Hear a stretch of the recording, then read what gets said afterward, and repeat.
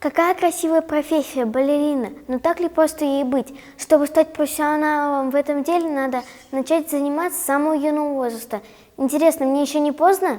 Бао переводится как танец, но этот танец непростой. Исполнить его может далеко не каждый. Девчонки с видимой легкостью садятся на все виды шпагата, тянут носочки, и их осанки позавидует каждый. Алис, как ты думаешь, мне еще не поздно заниматься балетом? Хореографией заниматься никогда не поздно, потому что это всегда полезно для развития тела, и для осанки, и для растяжки. А вы только занимаетесь балетом или еще ходите в театр? Да, ходим на премьеры всяких балетных постановок.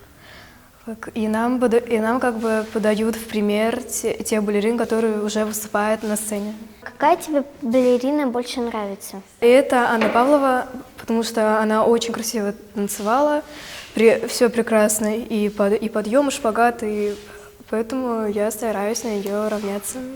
Распространению балета очень хорошо помогли французские короли и королевы. Именно там, во Франции, были придуманы основные движения и позиции ног. Балет очень изящный танец, но таким он был не всегда.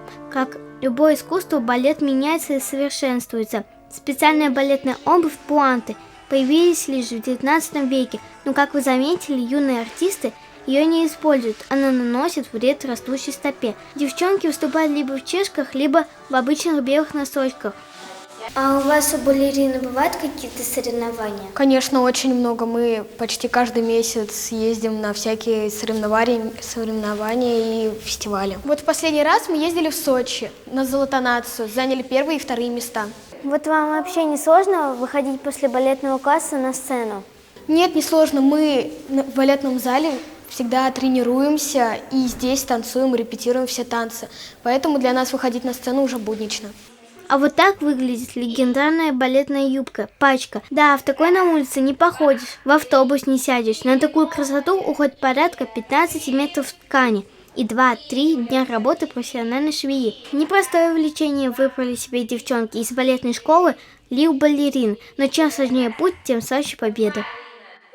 Да уж, не каждый сможет стать профессиональной балериной, но чем сложнее цель, тем интереснее ее достигать. Маша Пилипенко, Рамазан Мусин, специально для «Игры новостей».